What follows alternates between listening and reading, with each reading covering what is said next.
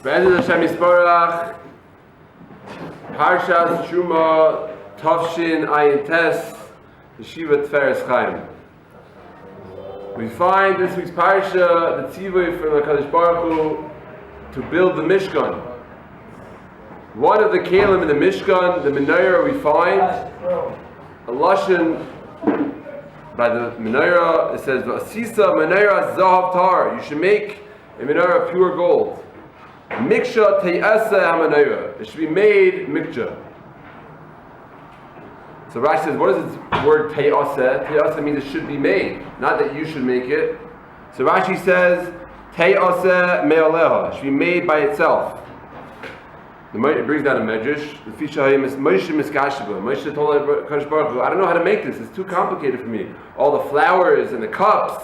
It was too hard for him to figure out how to do it. So the Eibusher told him, throw it into the fire and it will be made by itself. But we find later on in the pasuk Mem, the pasuk says, Re'ei v'asei b'tavnisam asher ata mar b'har. Sorry, it says, Kikar zav tar yasa oisa is kol keil meila. Re'ei v'asei. You should see and you should make. Over here Rashi says a different version of the Medrash. Over here Rashi says that Moshe Rabbeinu didn't know how to do it, and Hashem told him, look over here at this Mara that I'm going to show you, and now you can make it yourself. So first it says in the pasuk that the menorah was made by itself, and then it says later on that Moshe made it, Re'eva Aseh, and he made it. There's another kasha I saw from Reb Gamliel Rabinovich, who says, it asks like this: why did Hashem give them the tzivui to build the Mishkan at this stage in time? Right now, they're about to wander in the desert for 40 years, but they didn't know that yet. They did not get the tzivui yet that they're going to have to wander in the desert. In their minds, they thought they're going into Eretz Yisrael in another few days. So in their minds, the chayra would have been better to wait until we go into Eretz Yisrael, then we can build the Mishkan. Why should we do it in the Midbar? It's true that at the end it came out they had to wander around the desert for 40 years, but they didn't know that. So the chayra, what was the reason that they were supposed to, what was the lima they were supposed to learn from here, that they got the tzivui when they thought they're about to go into Eretz Yisrael? Right. So the Sfas Emes answers the kasha like this, that we find is the klal in Ruchnius, a klal of Avodas Hashem, that we have jobs in life, we have Avodas Hashem in life, and the job that's given to us may seem to us like an impossible task. It may seem a daunting, giant task which we'll never finish. But even so, Hashem tells you, you do your work, you try as hard as you can, and I'll finish the rest. Hashem told Moshe, I know the menorah, you seem to be like it's impossible for you, I'm going to show you how to do it. At the end he threw it into the fire and it was made. But since Moshe did his part, so the Torah considers it like he did it. And that's really how Gamliel also answers this kasha. That sometimes we think that the job that we're given, we don't have the kelim that we're capable of doing this job.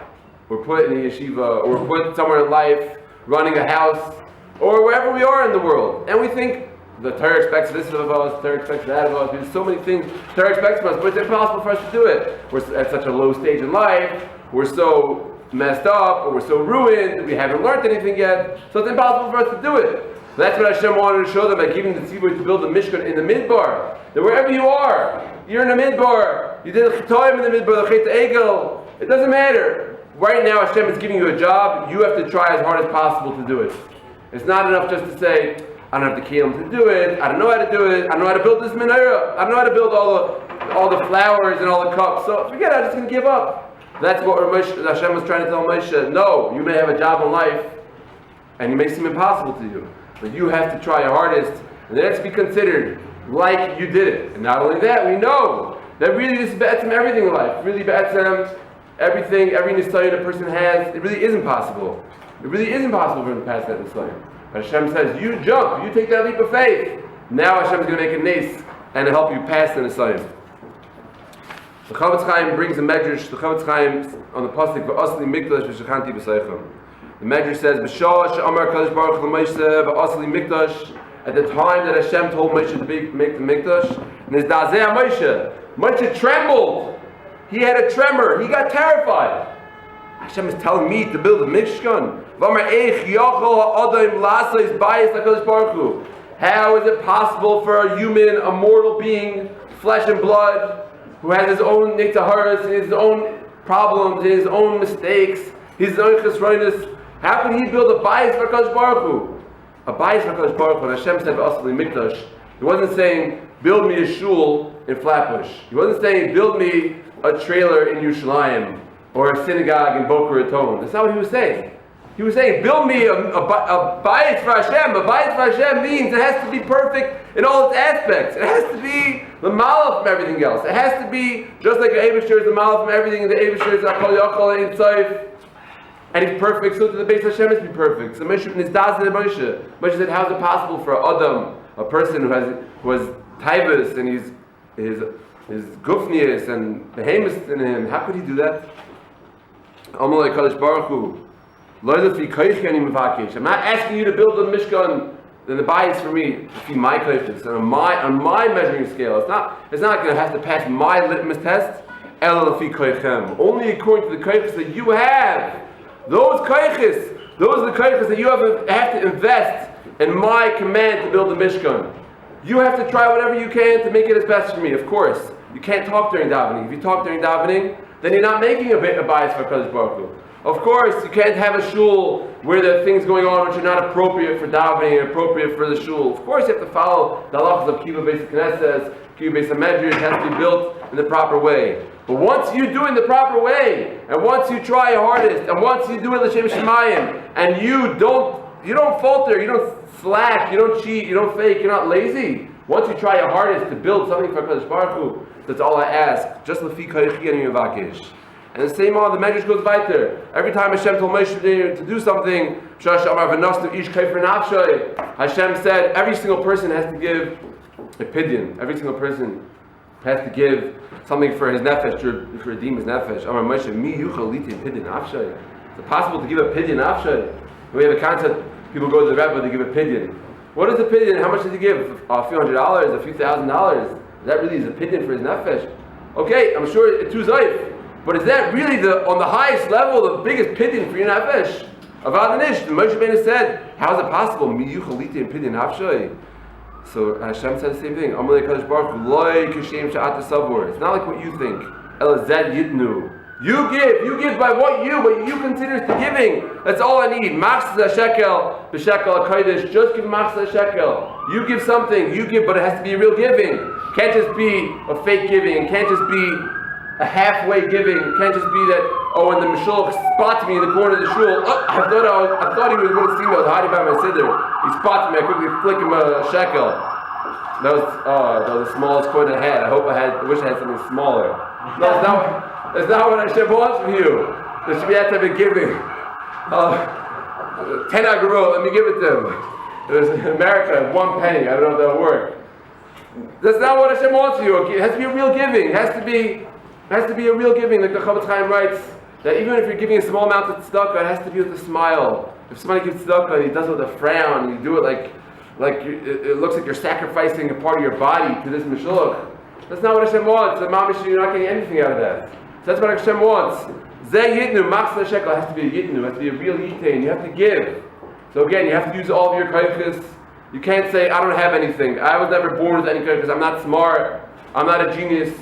I don't know how to learn. I never had a good education. I was in 17 yeshivas and they kicked me out of all of them. And then they brought me back in and then they kicked me out again. No, you can't. It doesn't matter. It doesn't matter your upbringing. It doesn't matter your education. It doesn't matter your intelligence. It doesn't matter your looks. Nothing. You have to do what Hashem gave you. You have to use what Hashem gave you.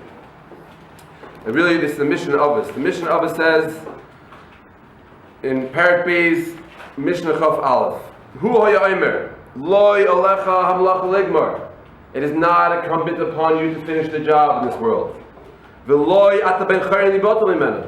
But now, since it's not up to you to finish it, because you know that you're not going to finish Kol Torah Kula like Chaim Kanievsky every single year, you say, if I can't finish it, I may as well do nothing. No, the Mishnah is telling you, V'loy ata ben chayrin libatel imenu. It's not, you're not free to finish it, to say I'm potter from it. Rabbi Yehuda says, Shaloi tala al daitecha, ineni rochiv lev, v'liuchal goimra, ma yisrin ba'omal, ma oil b'giyasi, A person shouldn't say, I'm not smart, I'm not a genius, I can't finish it. I read in a book by a mechanic, his name is Chaim Greenwald, and he wrote that one of the main causes for people going off the derech is something called perfectionism. Perfectionism is something, a mindset, that whatever you do, you have to be perfect at it. Yeah. Whatever you do, it has to be the best. Now, the people get these attitudes from, we're not here to discuss. Maybe it comes from the pressure around the environment. Who knows? Sometimes people are born with it.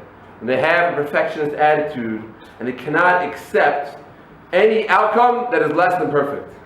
If they know that they're going to take a test and try as hard as they can, and they're going to chazer all the Gemara, and they're going to know the Shaka V'Taya on 7 Bladik Subis, they know that. But if they know they're going to forget one line in the Gemara somewhere, they're not willing to accept that. By them, that's a failure. And therefore people, they don't even start. I can't make it to every single Seder. I can't make it to Shacharis every day for 2 weeks. Impossible. Forget it. I'm not part of this program. I'm not even part of it. So that means he has to write it off from the beginning. Not that he's going to try and hope, and he might get 70. Like a big person once said, if you don't try, you fail 100% of the time. Who said it? Wayne Gretzky.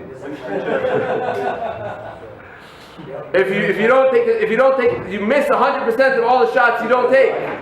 Which means that's really what this Romanian is telling us. A person is going to say, and any Rachiv Leiv, I'm not a genius. I can't finish Kol Torah Kula. So my Yisrael, what do I gain with all this Amol? And that's what the Torah is coming to tell you. Shaloi Alecha Amlacha Ligmar. Ela Achshe B'Torah Ata Omel Kiyamta Mitzvos Baracha. If you were Omel B'Torah, if you came to Seder, and you sat there with your Chavrusa, for the amount of time you want to learn with him, it doesn't matter that you didn't sit there for 5 hours. It doesn't matter that you're not on that level yet. But if you tried as hard as you can, that's all HaKadosh Baruch Hu wants from you. And I heard a Mordecai story from Rav Hutner. I think Rav Hutner used to say this over that in the time of, I'm not sure who it was, a certain Rav in Europe. There was a certain Baal Bas in the town who his daughter came to the time of Shidduchim, and he found a chassan for his daughter, and the chassan was a ben Torah, and he wanted his son to be a big Talmid Chacham, just to learn. He was going to give him a nice dowry. The Gemara says that a person should sell all their property, everything. Sell all your clothes and all your shoes and all your phones, everything, for one thing. What that one thing is? To marry your daughter off to a Talmid Chacham. To marry your daughter off to Talmid Chacham, you should sell all of your property, all of your possessions. You should walk to your job every day, you sell your car, everything, sell your house, live in the shul, in the Ezras Nashim, just to marry your daughter to Talmid Chacham. So this person found a shidduch for his daughter, and he came to the Rav after they made the shidduch, after they made the Tanoim, and he said to the Rav, I realized that he wasn't as big of a Talmid Chacham as I thought he was. He's not such a genius. Okay, it's true, he's a masmid, but he's not the Talmid Chacham I was hoping for, that you're mechuyev to sell all of your property for. Really, is this what I'm going to be selling all of my property for? So the Rav told him, if he is willing to sit and learn, and he's willing to sacrifice, he's willing to learn even when it's hard. He's not going to have to go to Sam's Bagels every single day 3 times, or to Waffle Bar, or to get iced coffee for breakfast. He's not willing, he doesn't need that. If he's willing to live with the minimum, and he's willing to be Matis Nefesh, and to learn hard, and to work hard in learning, so then you have nothing to worry about. Guaranteed he's becoming Talmid Chacham. Because all you have to do is put in your part. All you have to do is be a masmid. All you have to do is work hard. Even if you're not a masmid yet, but you're a masmid on your own level, you're putting in as much as you can. That's all what HaKadosh Baruch Hu expects from you. And now really, this leads us to a much greater topic, and that is believing in HaKadosh Baruch Hu, and His promise that if you work hard, He's going to make you succeed. Because many people say, people are born geniuses, people are born tzaddikim, people are born becoming the chachamim. So it's not possible for me to just try hard and learn an hour a day as much as I can and I'll become great. It sounds very nice, it's true, there's a mission of us, but it's not. Who said Hashem is going to really do that for me? How do I know I'm really going to get that success? How do I know it's really going to happen to me? And that is what we call B'tachin in HaKadosh Baruch Hu. The Gemara in Brachos 33b says, Hakol bidei Shemayim. Every single thing in this world that happens, whether you're rich or you're poor, you're healthy or you're sick, you're tall or you're short, you're skinny or you're not so skinny, it's all bidei Shemayim, except for one thing. You know, one thing is not b'dei shemayim, yiras shemayim. Yiras shemayim is the only thing that's not b'dei shemayim, which means you have the koyach. Rashi says, you have the koyach. Kol habal adam biyad hakadosh baruch hu. Aval tzadik v'rasha einay ba b'dei shemayim. As zu maser b'yadei shel adam v'nasim lefanav shnei derachim v'hu yivcha lo yiras shemayim. Tzadik v'rasha is not in hakadosh baruch hu's hands. Tzadik v'rasha Hashem does not control. Hashem does not. Hashem could do it, but Hashem does not do it. Hashem chooses not to. Hashem chooses not to make somebody into a tzadik or rasha. That is up to you. If you try your hardest, guaranteed to be successful. Guaranteed. That's all you need to do. And the Ramchal writes in Das Tvunas, amazing thing. He says, "Ki hine kol hanivroim tulim v'bayim." Every single creation in this world is totally in Hashem. You see a little cat walking down the street missing an eye. Let's call Hashem Hashem. Make it like that. You see a monkey go into some car in Kalamazoo and eat the banana. That's all up to Kadosh Baruch Hu. Every single thing is b'yad Hashem. You see these dolphins doing tricks in SeaWorld. That's all b'yad Hashem. There's nothing at all that exists even by people. There's nothing that exists except for the hashpah we get from Hashem. Al kain einam adoinim b'fuloseim ma'aseim. El kol ma'aseim behechrich mitzad mashim mushpoi ma'nisparach. Every single thing that people do, and that animals do, that happens to people, we're forced. We have no choice. Everything that happens to us, Hashem decreed it, except for one thing. El shemitzad avoidas Hashem nitin loy mitzias inyan sheboy lo yeh totally b'boy yisparach klal. Will not be totally in the Eibishter at all. El b'rotzein atzmoi. This is only totally in your own desire. If you want to become a masmid, you want to become a ben Torah, it's all totally in your hands. K'mash kasav b'brachas hakol b'dei shemayim chutz mir shemayim. Now, now you might think, okay, it's very nice, getting rich or poor, that's all in Kadosh Baruch Hu's hands. But everything else, I really have the ability to. I found it unbelievable. Chaim Sefer Shmuez Lashon says like this. Kol mashe yotze mipia adam. Every single thing that comes out of a person's mouth. Hu hakol b'dei shemayim. It's all b'dei shemayim. Levav mashe negei yiras Hashem. Except for what's totally yiras Hashem. The only thing that you have control of your mouth, is only things that are yiras Hashem. You can only use your mouth, and you can only decide what's going to come out of your mouth in regards to Torah and mitzvahs. Everything else is predestined from Kadosh Baruch Hu.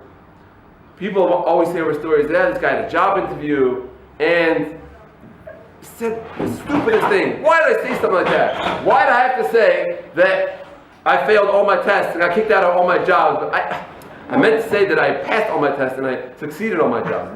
You ever notice we say things and afterwards we kick ourselves in the foot? Why did I say that? That was so stupid for me to say.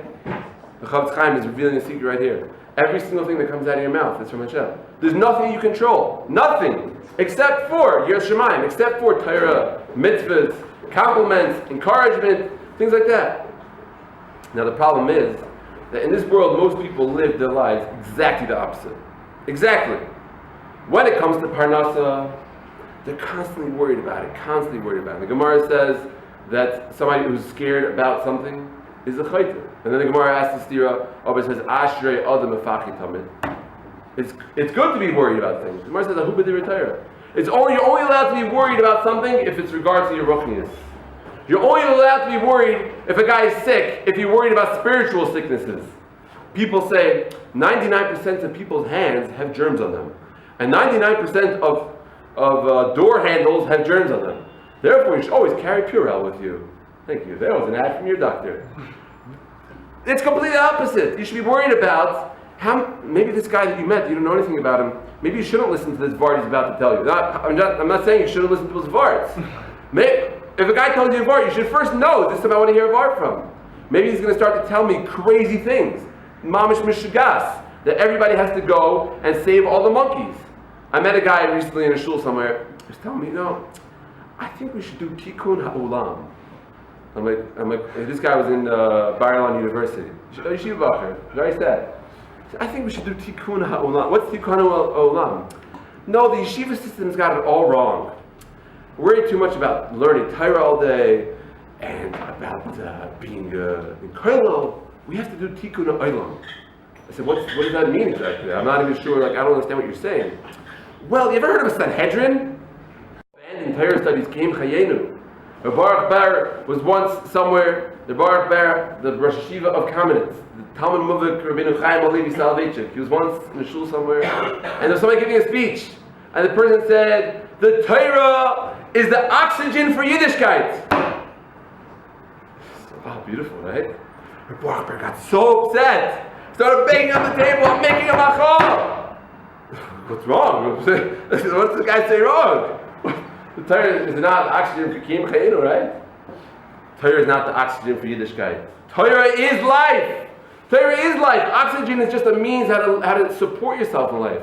Oxygen is like food. Without food, you die. So you need to eat the food. But food is not your life. You're not a pickle. You're not a piece of pizza. Torah is not oxygen. Torah is not a tool. Torah is your life. So when it comes to things which is all totally about the Kadosh Baruch Hu, Parnas is all totally about the Kadosh Baruch Hu, like the Mishnah Berurah says in Siman Aleph, we should say Parshas Haman every day to remind us that just like the man fell in the midbar, and we didn't have to do any hishtadlus. It's to remind us she'ein ribo hishtadlus moyel me'uma, that nothing that you can do. A guy is sitting in Krell and he's always checking the dance deals. What's the newest thing I can make a shtick out of to make money? There's nothing wrong with making money, but his whole life is around. The whole life is involved in that. The whole life is chasing. He's worried and he's stressed. How can I make the next dollar? That's not what HaKadosh Baruch Hu wants from us. Hakol b'dei Shemayim. Everything is in the hands of heaven. The Rebbeinu Bachaya brings down a medrash. Rebbeinu Bachaya says, the pasuk says in Shmuez, Kazayin Lamagimel, Vayomer Moshe el Aaron, Kach tzintzenes achas v'sen shama maloya imer man.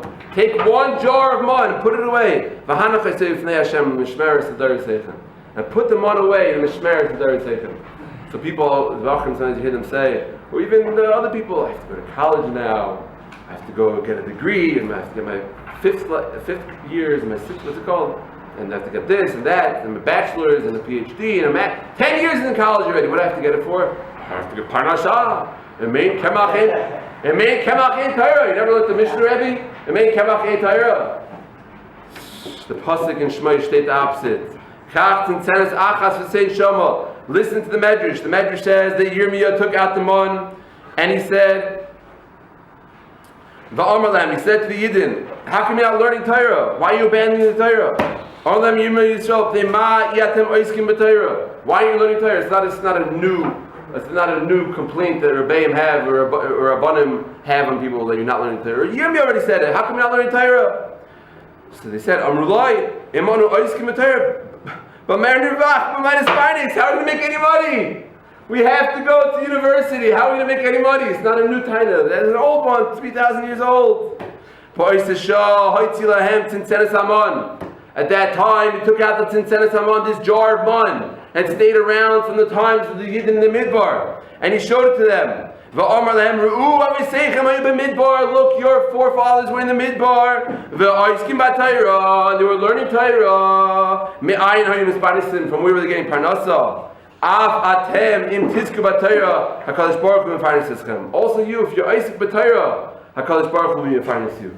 So we have it all wrong. Our whole lives are chasing money. Our whole lives are trying to get the best job. Our whole lives are worried. After we're married, how am I going to get a job? And when I get the job, how am I going to become the CEO of the company? And when I become the CEO of the company, how am I going to make it that I have 10 houses? One in France, and one in Switzerland, and one in Florida, one in Cancun.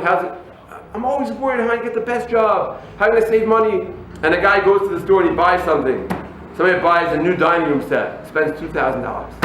The next week he goes to his cousin's house, his sister-in-law's house, or his brother's house, and they said, we just got the same dining room set. It was on sale, and Dan's Deals, you didn't see? It was $1,500. It was $500 cheaper. So the guy is so match, I lost $500. That guy's a kofer. Doesn't believe in Hashem. Hakol b'dei Shemayim. Hashem did not want you to get the dining set for $1,500 or the house for $100,000 cheaper. Or He didn't want it. Your guy applies for a job and he's working for months and months and he gets hired a certain salary. The next day he gets called back from the other employer. Oh, we really wanted to hire you, and we're going to give you double the salary. It's too late now. You're already hired for that job with half the salary. Oh, he's pulling out his hair. He has a heart attack. He has ulcers. Chas v'sholom. He has all sorts of issues for the rest of his life. He says over by his dining room table, and at the next day I got a job offer for double the salary. If only I would have gotten that job. Shtusim avolim. There's no such thing. He would never have gotten that job. HaKadosh Baruch Hu wants you to have a kol nigzar Rosh Hashanah. But when it comes to Ruchnius, what does he say? I never did good in school. My Rebbe didn't like me. My mommy, she told me I'm a failure. This and that and that and this. And he's blaming on everybody except for himself. When it comes to jobs and to money and parnasa, he doesn't blame it on other things. That he goes to the streets and he hits the pavement and he's knocking people's doors and he's calling is to make 5,000 resumes. I just saw a sign. 6 seconds and we'll get you the best resume possible. He's worried all about this. That he's all worried about. But his ruchnius, like the Rabbi Yonah says, no, I'm not such a smart guy, not such a genius. Gives up. Day one. It's the opposite. In ruchnius, you always have to chase ruchnius.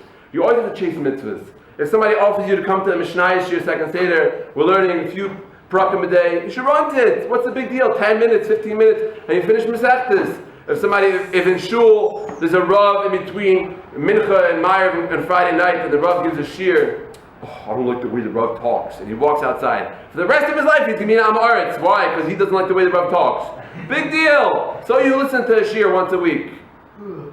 Their whole life he's chasing Gashmis. And whatever you have, fine. Let's say the guy goes to work, he's a fine balabas, no problem. But every time you have the ability to do something about this Hashem, you should do it. Let's say a Rosh Yeshiva comes knocking on your door for a donation. We sell Apelbaum. We need no money, we're taking everybody for free. What can we do? No, I can't. We need $1 million. I can't give you $1 million. So you give him nothing. No, you give him whatever you can. And about this Hashem, you have to do whatever you can. You have to do whatever you can. You know what? When you push yourself, you always see bracha. You always see bracha. There are people who aren't doing so well, and they're not the richest guys, but whenever they're asked for a donation, they always give it a smile. Those guys are always the most successful.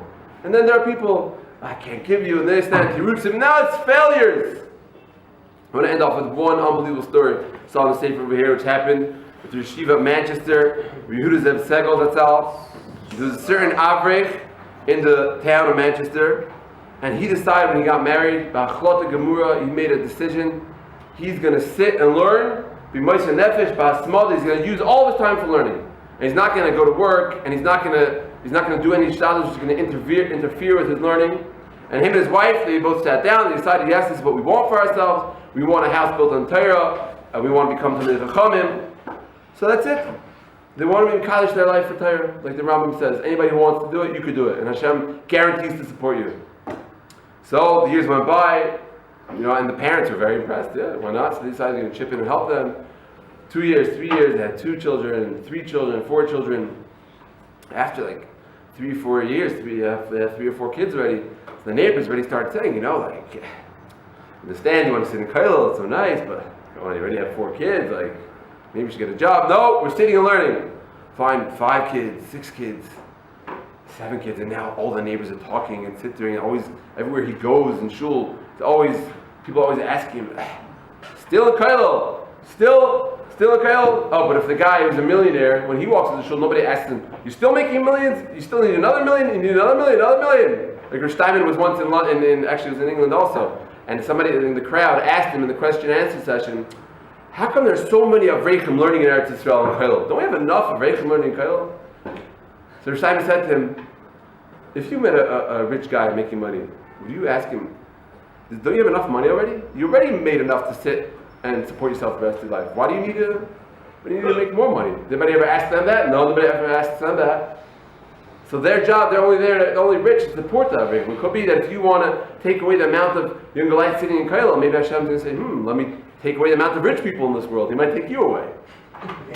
So Shmuez told the guy. But anyway, back to our story. So this guy's sitting there, 6 guys, 6 children, 7 children. Eventually, after 8 or 9 children, even the parents, they couldn't handle it anymore. They said, we decided, that's it, we're not supporting you anymore. You're doing a beautiful thing, but you have to support yourselves. Can't live off of other people. And the son, Baruch Hashem, he was stubborn, said, no, we are sitting and learning. It doesn't matter what you say to us. We are sitting and learning. I'm not going to work. I want to become, he wasn't finding time. I want to become even greater and I want to learn more and more. Torah l'shem Torah. By the 11th kid, already the grandparents are getting involved, like the great-grandparents, the Alta Zayda. What are you doing over here? We have to call child services, your kids, you're abandoning your kids. Their kids' mom was the happiest kids, and they were so sweet. And they lived on a little bit. They didn't have luxuries. beautiful home, happy children, fine Kinderlach, 12th kid. Parents, no, you gotta stop. Son's like, no, we're not stopping. They had the 13th baby, 13th child. Everybody in Klal Yisrael like that. A few weeks later, this Talmud Chacham, by now he's a bit chashuv, comes home and he sees sticking out of his mailbox a very big, funny envelope. And he's like, what's this envelope over here? He opens up, he looks at the envelope, and he says that it says in the envelope in big letters, Central Court. I don't know what the court's called in Manchester. They had the name on the government court on the envelope. Grand Court. Crown Court. It said on it, the Crown Court. She's like, what am I getting a letter from the court? So he opens it up, and inside there's a letter that says that he has to come to the court. There's a certain person, John P. Calabrie, who died, and he left over a will, and he said it should go to this Talmud Chacham. So he brings it over, he opens it up, he shows his wife, and they decide, they looked at it. Obviously, it's a mistake. We don't know any John P. Calabrie. We don't know anybody in the name of John, and for sure not Calabrie. So it's obviously mistakes. They wrote back a letter, dear sirs, it's very kind of you to send us this letter, but it was a mistake in your system. It's not for us. So they get back a letter right away with the seal on it. No, it was not a mistake. You have to come down to the court right away. They come down to the court. They said, what's happening here? We don't know this guy, John Calabrie. So the judge says, a few weeks ago a man died. His name was John P. Calabrie. And he was a very, very, very wealthy man. He owned several factories. And he had several million pounds in his bank account. And he wrote in his will that he didn't have any kids. His entire estate should go to the biggest family in Manchester. And it was tied, up until a few weeks ago it was tied. There were two families. You had 12 kids, there's another family with 12 kids. And this week you had your 13th kid. You became the biggest family. And they got all the money and they sit and they're like, unbelievable story. You see from this story, the true story of the Manchester Yeshiva. Wow. That we sit and we have it all backwards. We put in all our hishtadlus into the wrong things in life, into the Parnasa, and we're worried about Parnasa. We have daigas. How are we going to support ourselves? We have to realize that call bidei shemayim, chutz mir shemayim. V'osli mikdash, we have to use everything we have, all of our koyches to serve Hashem. Even if at this point in time you can't sit and learn for 8 hours, but it's not an excuse to just run away to your room or run away somewhere else and say, I'm not learning today because I can't learn. The Yeshiva's not here, so I can't learn. You can learn for 5 minutes, no? Could you learn one pasuk in Yeshua in the morning? Can you learn one line in Kitzur Shulchan Aruch? You can learn one halach in Hilchos Shabbos. You can do something. You can learn one Mishnah in Ksubas. You can learn one Rashi in Teruma by night Seder. One thing you can do. Or if a guy's a balabas, you can't learn Daf Yomi. Okay, you can do Mishnah Yomi. You do Halach Yomi. Whatever you can do. Whatever you can do, that's all Hashem wants from us. Zeh Yitnu. Machzah Shekel B'Shekel HaKodesh. To succeed in your Shemaim and in Siyat Shemaim Parnasa. Thank you for listening, Shkaj. So much. I just want to get you to sit.